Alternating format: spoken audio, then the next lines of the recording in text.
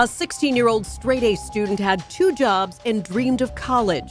But one day in 2005, he never made it home from school just outside Charlotte, North Carolina. Reporter Glenn Counts spoke to his mother about the moment she realized he was never coming home and her plea for closure. Every day, thousands of students get off their bus at the end of the school day. On Tuesday, September the 27th of 2005, the routine would become a mystery for 16-year-old high school junior Gregory Goodson. The best thing I can hope for, Glenn, is that I see him again. Heaven just couldn't wait another day for him. Kyle Goodson is Greg's mother. People don't know my son is dead. Because you know what, I remember going to church one day, and there was a minister there who said, never look like what you've been through. So I never walk around glum and upset, but I cry when nobody sees. There's Gregory. The last place Gregory was seen was on his school bus. His mother, a retired teacher, remembers her last conversation with him at his bus stop that morning. And it was probably 6 o'clock in the morning. It was still light. And I was at the outside of where we lived. And so I called him over to the car and I said, I love you, Gregory. And I said, do you want me to pick you up from school today or from work today? And he said, no, Mom, I'm all right. Somebody else is going to pick me up. I promise I'll be all right. And that was a promise he couldn't keep and sadly didn't keep. And so those are the last things that he said to me. And he never made it to work that day, according to the police. Kids are supposed to grow up. You know, they're supposed to get to be kids. Lieutenant Brian Crum is the supervisor for CMPD's cold case unit. Greg's case has been tough. It's a case we poured a lot of resources into it. On the evening of September 27th, Greg's mother expected him to return home from work late that evening. The following morning, she went to wake him up for school. I went to his bedroom and I called down his hall and I said, Gregory, wake up, Gregory. And there was not a stir, not even a sound. And so I was not worried or anything.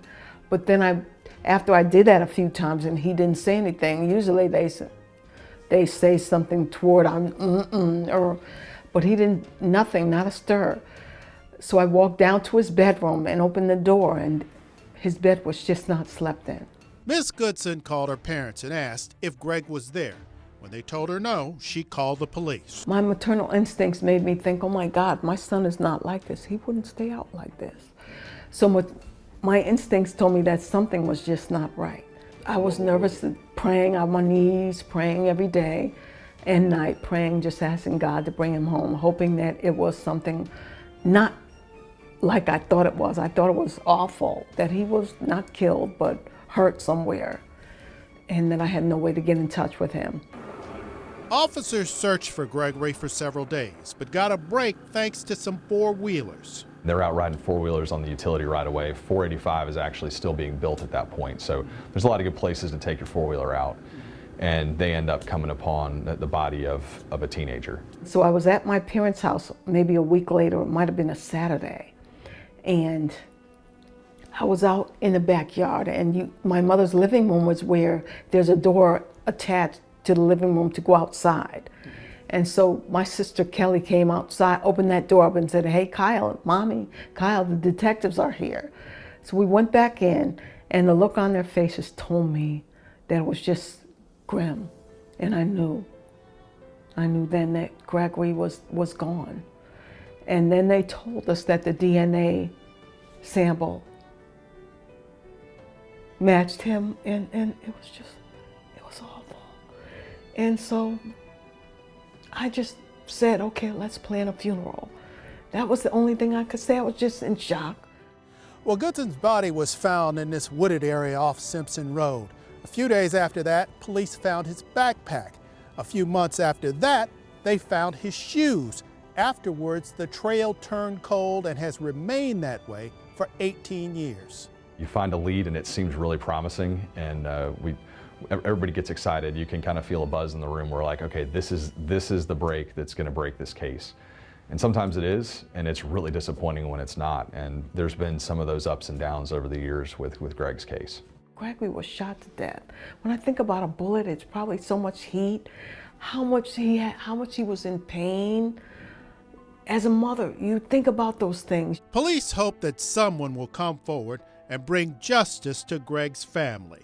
We need people to step up and share everything that they know, no matter how insignificant, because it could be that one little piece that gets the case moving again.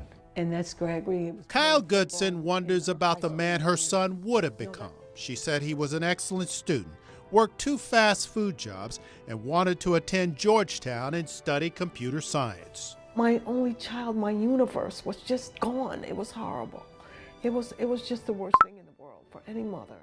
And I just hope to see him again one day. And I believe that that is possible and that will happen. And that day he's going to be more beautiful than ever. And he's going to know me and we're going to embrace again. And that's the only hope that I have right now, because otherwise it's just horrible.